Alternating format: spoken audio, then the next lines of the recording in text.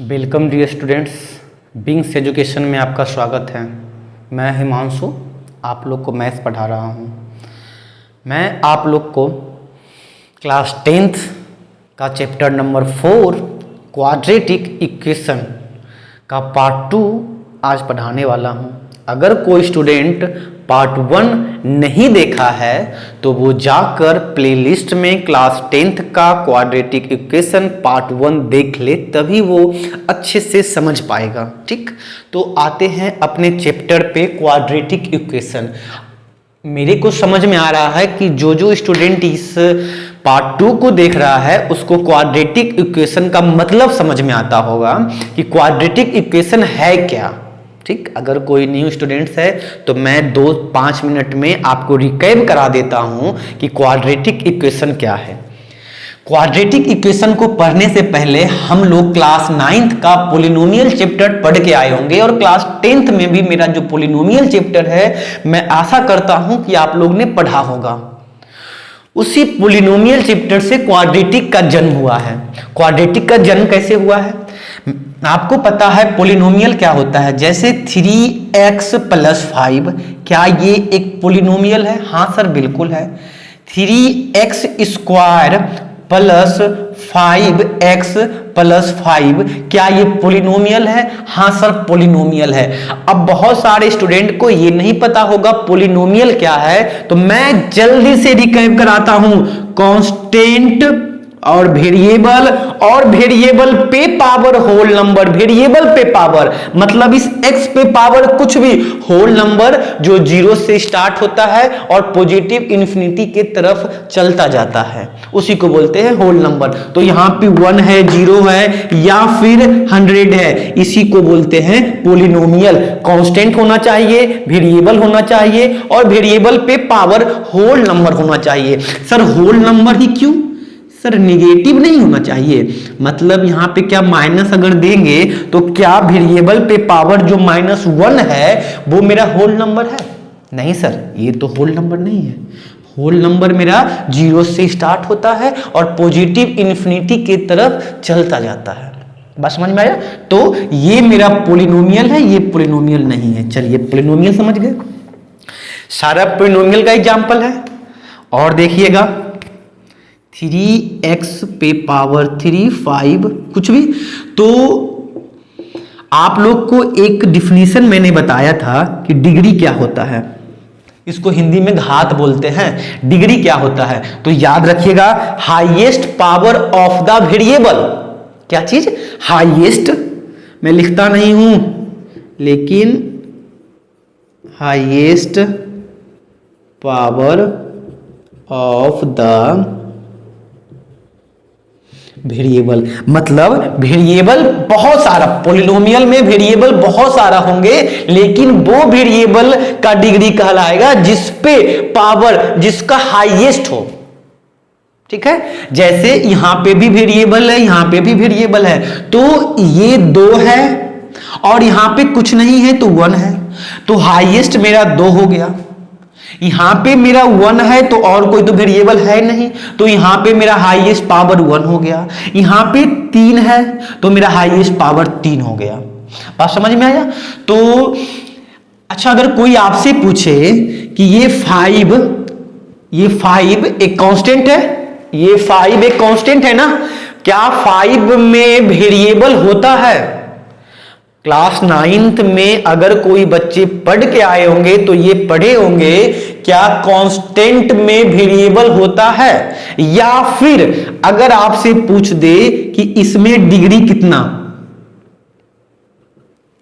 5 में डिग्री कितना, याद रखिएगा इस 5 पे पावर 1 है ना, तो इसका डिग्री 1 होगा ना? नहीं, मैं आपको पॉलिनोमियल का एग्जाम्पल क्या बता रहा हूं, वेरिएबल पे पावर। यहां तो कांस्टेंट पे पावर है, तो इस वाले पे कोई फर्क नहीं पड़ता है। अगर मैं आपको बोल दूं कि 5 पे पावर 100 रही, अब इसका डिग्री बताओ, तो क्या कोई स्टूडेंट इसका डिग्री 100 बता देगा? नहीं, वेरिएबल पे पावर होना चाहिए, वेरिएबल पे पावर, वेरिएबल पे पावर। बात समझ में आया? तो सर यहाँ तो वेरिएबल है ही नहीं, तो क्या देंगे? तो याद रखिएगा, खुद अपने मन से x नाम का व्यक्ति लाते हैं और इस पे पावर 0 लगाते हैं। सर ऐसे कैसे? ऐसे इसलिए कि किसी पे भी पावर 0 हो उसका वैल्यू 1 हो जाता है। किसी पे भी पावर 0 हो उसका वैल्यू 1 हो जाता है। तो क्या x पे पावर 0 का वैल्यू सर 1 होगा? बिल्कुल होगा। और क्या इस 5 को 1 से गुना करेंगे तो 5 ही होगा ना। और मैथ्स में तो हम लोग करते हैं ना कि अगर आपके वैल्यू पे कोई फर्क नहीं पड़े तो हम वैल्यू कहीं पे भी किसी का पुट कर देते हैं। बात समझ में आया? तो इसीलिए अगर कोई पूछे 5 पे डिग्री कितना, 5 का डिग्री क्या, तो याद रखिएगा इसका x पे डिग्री 0 है ना, तो वेरिएबल पे पावर 0 है इसीलिए डिग्री 0। इस पे भी अपने मन से ये दे देंगे तो इसका भी डिग्री 0। मतलब क्या हुआ? यहाँ पे कंक्लूजन क्या निकला कि कांस्टेंट का डिग्री कितना, तो कांस्टेंट का डिग्री 0। क्यों 0? समझ में आ गया होगा। ठीक, चलिए इसको रफ करते हैं। ये सब क्लास 9th का है, याद रखिएगा। चलिए यहां पे आते हैं। जब यहां पे डिग्री 1 हो, डिग्री 2 हो, डिग्री 3 हो, हाईएस्ट पावर को डिग्री बोलते हैं। किसका हाईएस्ट पावर? तो वेरिएबल का हाईएस्ट पावर। तो सर डिग्री 1 वाले को नहीं पढ़ना है हमको, अभी डिग्री 2 वाले को पढ़ना है। सर उसी चैप्टर का नाम है, जिसका डिग्री 2 होता है उसी का नाम है क्वाड्रेटिक। और सर ये तो पॉलिनोमियल है। हाँ भैया ये पॉलिनोमियल है। इक्वल का साइन दे करके 0 दे दिए, तो इसी इक्वल को साइन को देख के बोलते हैं ये इक्वेशन है। ठीक, जहां पे भी इक्वल का साइन कुछ भी 1 भी रहे कोई फर्क नहीं पड़े, 5 भी रहे कोई फर्क नहीं पड़े। सर ये भी बता दो ना कि जिसका पावर 1 हो, जिसका डिग्री 1 हो उसको क्या बोलते हैं? इसका डिग्री 1 है, याद है ना, तो इसको बोलते हैं लीनियर। और इक्वल का साइन लगा हुआ है तो इक्वेशन। सर जिसका डिग्री 3 हो इसको बोलते हैं क्यूबिक, और इक्वल का साइन लगा हुआ है इसीलिए इक्वेशन। पढ़ना क्या है ये, इससे पहले वाले चैप्टर में आप लोग ये पढ़ के आए होंगे। Linear equation in 1 variable class 9 में था, 2 वेरिएबल क्लास 8 में था, 9 में था और 10th में था। 2 वेरिएबल 9 में भी है, 10th में भी है। याद है ये सब? चलिए अब आते हैं आज का टॉपिक जहां से शुरू होता है। ज्यादा कंफ्यूज मत होइएगा, जो बता रहा हूं बस उसको ध्यान से सुनिएगा। अगर मैं एग्जांपल दे दूं आपको 5x minus 5x square is equal to 0, ठीक, एक एग्जांपल ये हो गया मेरा। और एक एग्जांपल दे दूं मैं 5x square plus 5x plus 2 is equal to 0, ठीक है। मैं आपसे पूछूं क्या ये क्वाड्रेटिक इक्वेशन है? क्या ये क्वाड्रेटिक इक्वेशन है? आप लोग का जवाब आना चाहिए हाँ सर ये क्वाड्रेटिक इक्वेशन है। क्यों है? क्योंकि क्वाड्रेटिक इक्वेशन में वेरिएबल का पावर 2 होना चाहिए, डिग्री 2 होना चाहिए। सर है ना 2, सर है ना 2, सर ये क्वाड्रेटिक हो गया। मतलब मेरे को अगर क्वाड्रेटिक पहचानने के लिए आएगा तो बस आपको वेरिएबल पे पावर 2 देखना है, बाकी कुछ रहे या ना रहे नहीं देखना है, लेकिन वेरिएबल पे पावर 2 रहे, डिग्री 2 रहे तभी क्वाड्रेटिक। सर ये दोनों क्वाड्रेटिक है, लेकिन सर दोनों में अंतर क्या है? आप लोग को दिख रहा है? मेरे को दिख रहा है अंतर। क्या है? ध्यान दीजिएगा। सर यहां पे x का जो पावर 2 है ना वो बाद में लिखा हुआ है, और यहां पे जो x का पावर 2 है ना वो पहले लिखा हुआ है। तो इसका कंक्लूजन क्या निकला कि जब x का पावर, ये a जो है कोई भी वेरिएबल कोई भी कांस्टेंट है, x का पावर जब x का पावर स्क्वायर रहे, x का पावर 2 रहे, वो पहले हो, उसके बाद ये bx हो, फिर c हो, और इक्वल का साइन इक्वेट करने को ही इक्वेशन बोलते हैं। इसी को क्वाड्रेटिक इक्वेशन का स्टैंडर्ड फॉर्म बोलते हैं।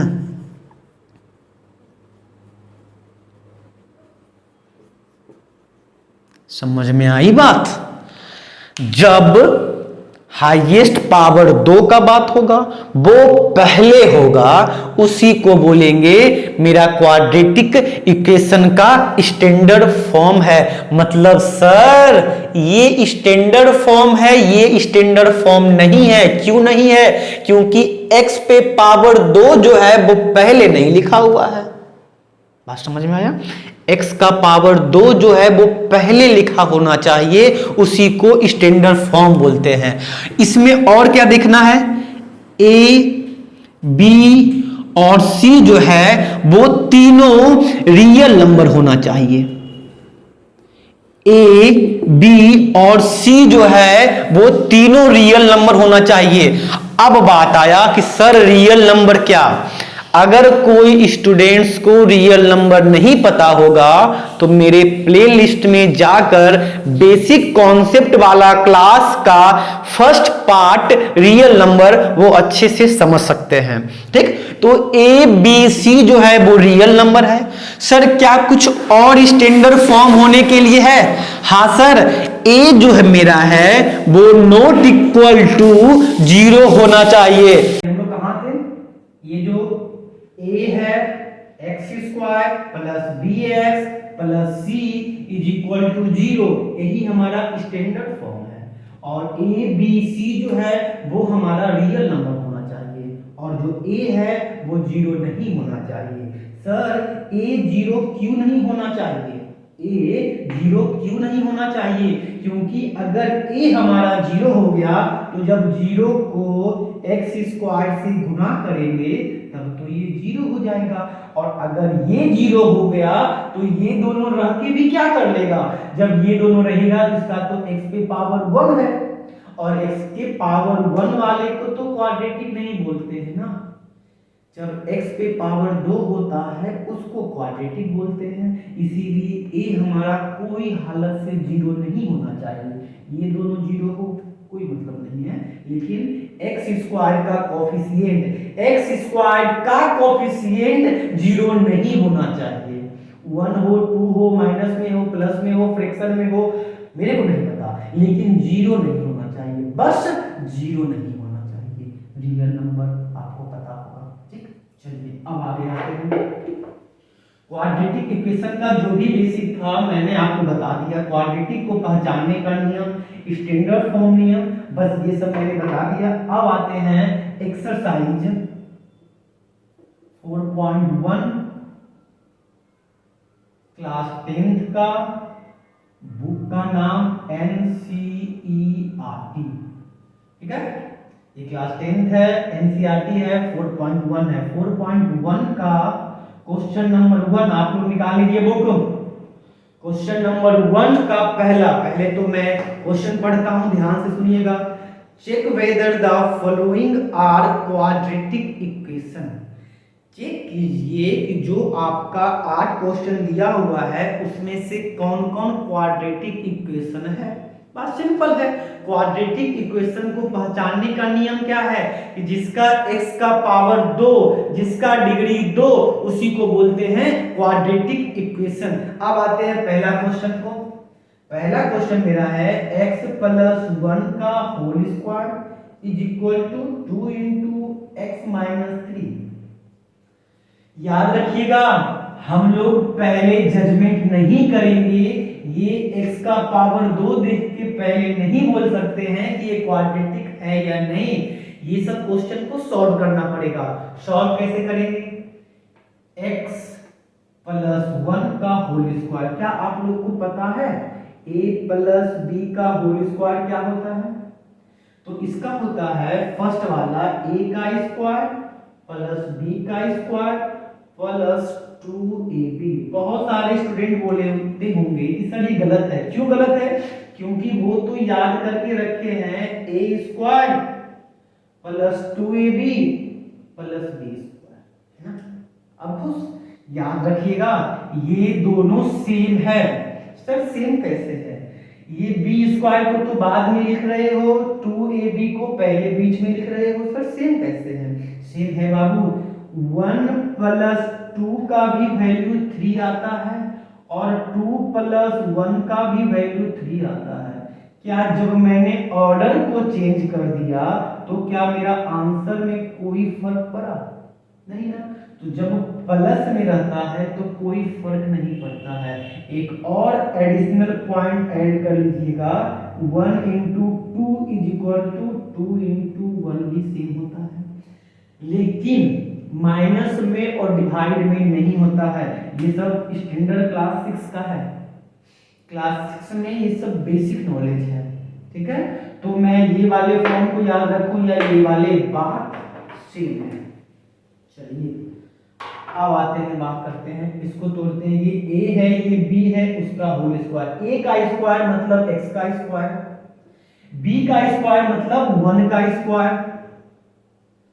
2 इंटू ए बी, 2 तो फॉर्मूला वाला है, a हमारा x है और b हमारा 1 है।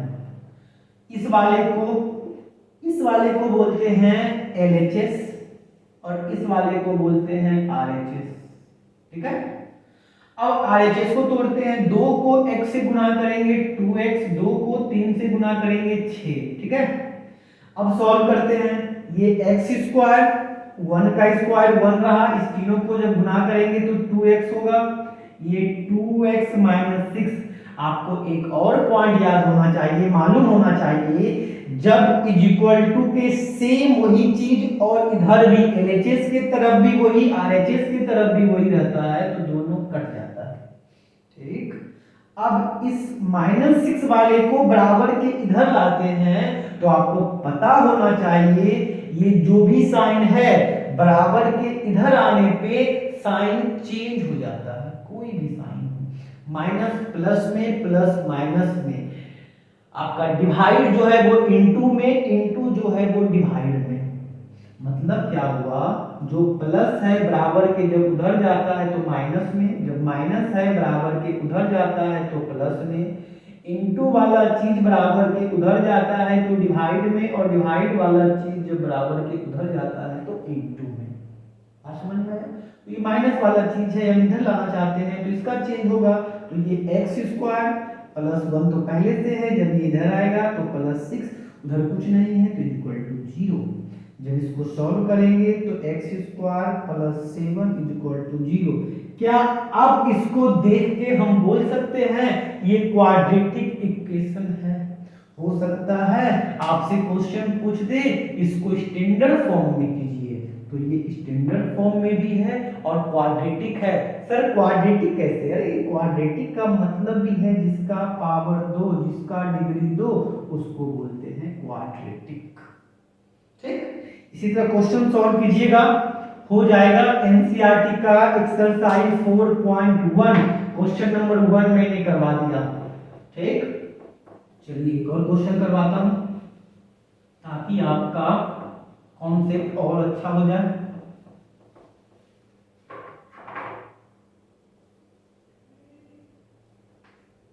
एक क्वेश्चन मैं लेता हूं 7 x प्लस 2 का होल क्यूब और 2x x स्क्वायर माइनस 1। लो फंस गए ना। और से बच्चे के लिए ये आपका क्वेश्चन फंसा दिया ना कि सर इधर पावर 3 है, पावर 3 वाले को तो क्यूबिक। खबरदार, मैंने आपको बताया इस टाइप के क्वेश्चन को हम लोग सॉल्व देख के नहीं करेंगे, इसको सॉल्व करें, ठीक। इसका डायरेक्ट आंसर नहीं बताएंगे, सॉल्व करेंगे। तो सॉल्व करते हैं, ये है a प्लस बी का होल क्यूब। याद रखिएगा क्लास 9 पढ़ के ही क्लास 10th में आए हो आप लोग, तो क्लास 9th में ये फॉर्मूला था, याद है? चलो मैं फिर से रिकॉल कराता हूं, a प्लस बी का होल क्यूब जो है वो है a cube plus b cube plus 3ab into a plus B. लो फिर बहुत सारे बच्चे को लगेगा सर मैंने तो ये फॉर्मूला पढ़ा ही नहीं, कुछ पढ़े भी हैं कुछ नहीं भी पढ़े हैं, तो वो क्या पढ़े होंगे, ए क्यूब तो पढ़े होंगे, बी क्यूब भी पढ़े होंगे, लेकिन इस 3ab को जब a से गुना करेंगे तो ये फॉर्मूला होगा 3a² और b, और जब 3ab को b से गुना करेंगे तो ये फॉर्मूला होगा 3ab। फर्स्ट में a का स्क्वायर हुआ, सेकेंड वाले में b का स्क्वायर हुआ, क्योंकि फर्स्ट में a से गुना किए सेकेंड में b से गुना किए, तो दोनों फॉर्मूला सेम है, कोई भी फॉर्मूला पुट कर दीजिए। ठीक, आइए इसी वाले को पुट करते हैं, सेकेंड वाले को, a का क्यूब प्लस b का क्यूब प्लस 3a का स्क्वायर मतलब x का square into b plus 3 into a मेरा क्या है x इंटू b का स्क्वायर, b क्या है मेरा 2 का स्क्वायर। LHS के तरफ काम खत्म, RHS में आते हैं। 2x को जब x स्क्वायर से गुना करेंगे तो 2x क्यूब होगा, और जब 2x को -1 से गुना करेंगे तो 2x होगा। बात समझ में आया? अब चलिए इधर सॉल्व करते हैं।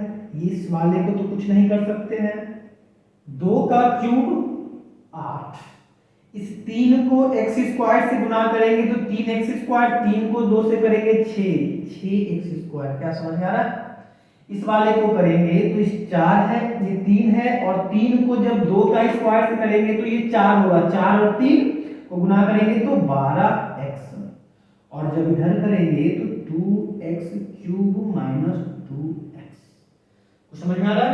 चलिए अब लाते हैं इसको, इस वाले को इधर अरेंज कीजिए। बस जब अरेंज करते हैं तो x स्क्वायर x क्यूब, ये प्लस वाला साइन है ना, जब इधर लाते हैं तो माइनस का साइन होगा।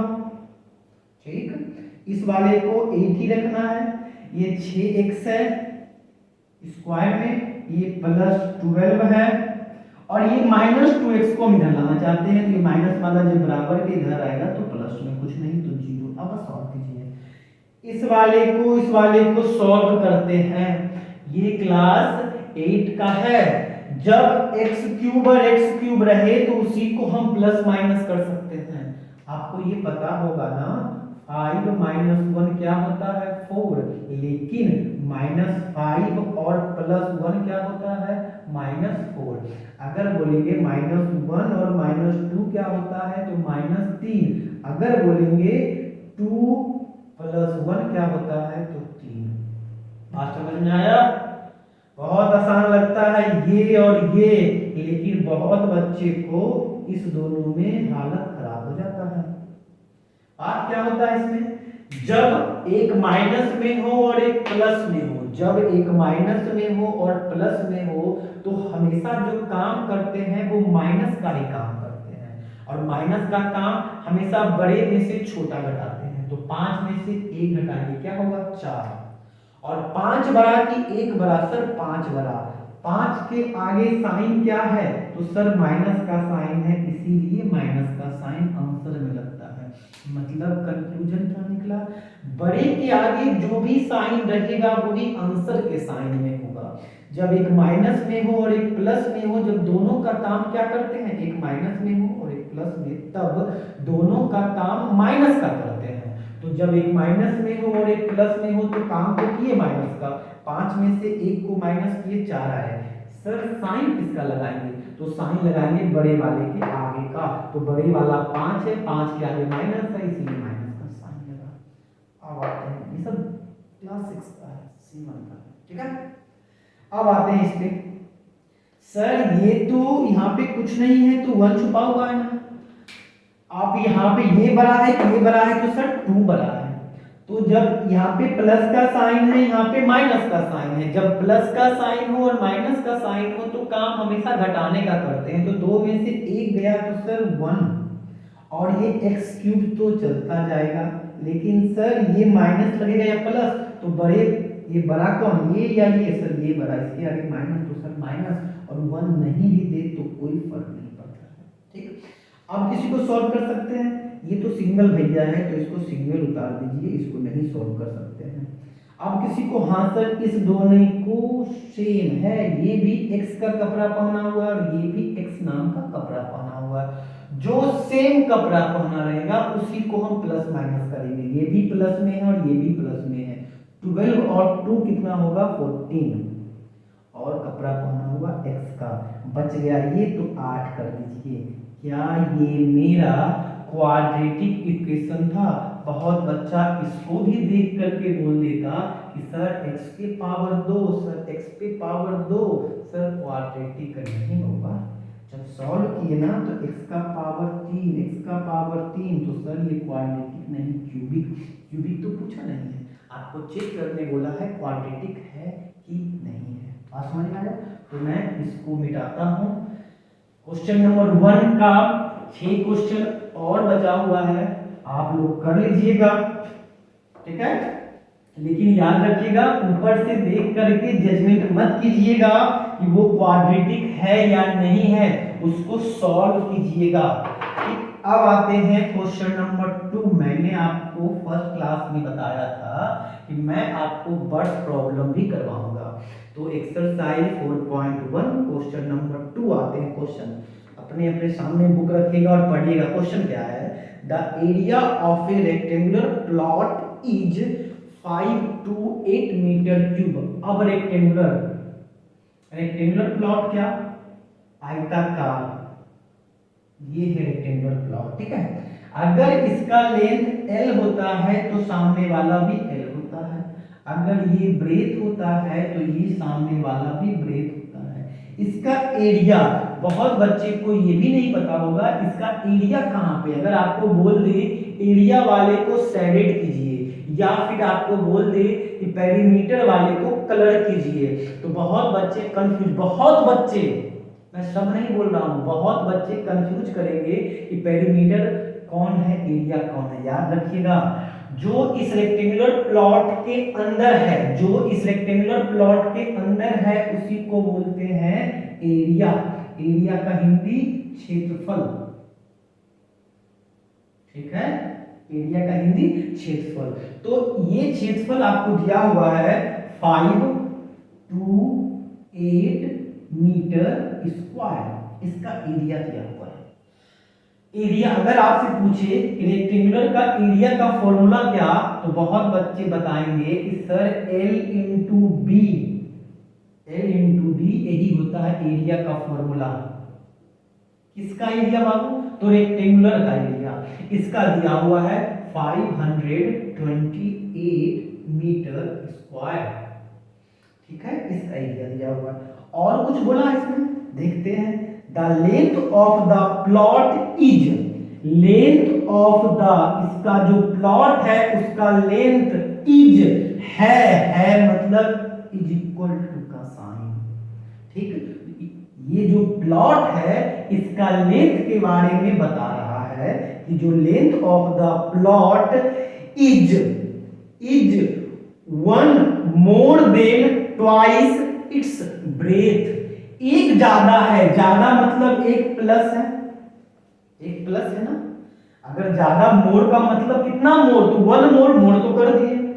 किससे मोर, कितना मोर, तो जो ये ब्रेथ है इसका ट्वाइस, तो ब्रेथ का ट्वाइस कर दीजिए। फिर से लेंथ के बारे में क्या बताया कि जो लेंथ है वो एक ज्यादा है, ट्वाइस, किसका ट्वाइस, तो ब्रेथ का ट्वाइस, ब्रेथ का ट्वाइस कर दिए। बात समझ में आया? अब मैं आता हूं, याद रखिएगा स्टैंडर्ड फॉर्म क्या था बच्चा, ax square plus bx plus c is equal to 0। मैंने जितना एग्जांपल दिया होगा 3x square plus 5x plus 8 is equal to 0, आप गौर करते होंगे इसमें भी कपड़ा x का, ये भी x का, मतलब x का ही है। कभी ये देखे हो आज तक, या मैंने कभी बोर्ड पे ये बताया 3x स्क्वायर और 5y plus 8 is equal to 0? नहीं सर, आपने ये तो नहीं बताया। अगर ये x पे है तो ये भी x में होगा। अगर ये देखो x पे है ना, ये भी, अगर ये y है मान लो, तो सर ये y है, तो सर सही है, दोनों सही है हमारे। ठीक, तो ये x है तो ये भी x, ये y है तो ये भी y, तो उसी का यूज मैं यहाँ पे करता हूँ। क्या करता हूँ, लेंथ के स्थान पे मैं ये पुट कर दूं। अगर इस फॉर्मूला में लेंथ के स्थान पे ये वाला पुट कर दूं तो लेंथ में भी b आएगा और b में तो पहले से b है, तो मेरा उसी फॉर्म में आएगा ना, या तो l में हो या तो b में हो। और ये वेरिएबल है, वेरिएबल मेरा a to z हो सकता है, सिर्फ x और y ही नहीं, कुछ भी हो सकता है। ठीक, तो मैं पुट करता हूँ sir L into B is equal to 5 to 8 metre square, क्योंकि आपका एरिया दिया हुआ इसीलिए स्क्वायर में होता है। लेंथ के स्थान पे पुट कर दीजिए 2b प्लस 1 और b तो मेरा b चलता जाएगा और ये 5 to 8। ठीक, अब इसको सॉल्व करना है ना, तो b को 2b से गुना कीजिए। जब इसको गुना करेंगे तो 2b स्क्वायर होगा बच्चा, और इस b को 1 से गुना करेंगे तो b होगा इक्वल टू 5 to 8, तो चलता जाएगा।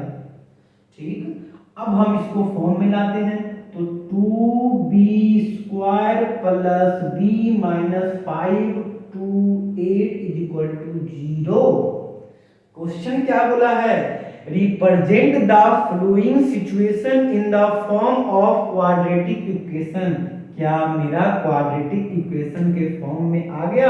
क्वाड्रेटिक इक्वेशन को फॉर्म में करना ही स्टैंडर्ड फॉर्म कहलाया ना। स्टैंडर्ड फॉर्म क्या बताए थे? स्टैंडर्ड फॉर्म ये x का स्क्वायर फिर x फिर c, मतलब पहले आपका डिग्री 2 हो, फिर डिग्री 1 हो, फिर डिग्री 0 हो, मतलब डिसेंडिंग ऑर्डर से चलता जाए। 2 फिर 1 फिर 0, फिर से 2 1 और 0, 2 1 और 0, इसी को तो डिसेंडिंग बोलते हैं। डिसेंडिंग मतलब क्या है? पहले बड़ा फिर छोटा फिर छोटा फिर छोटा, है ना।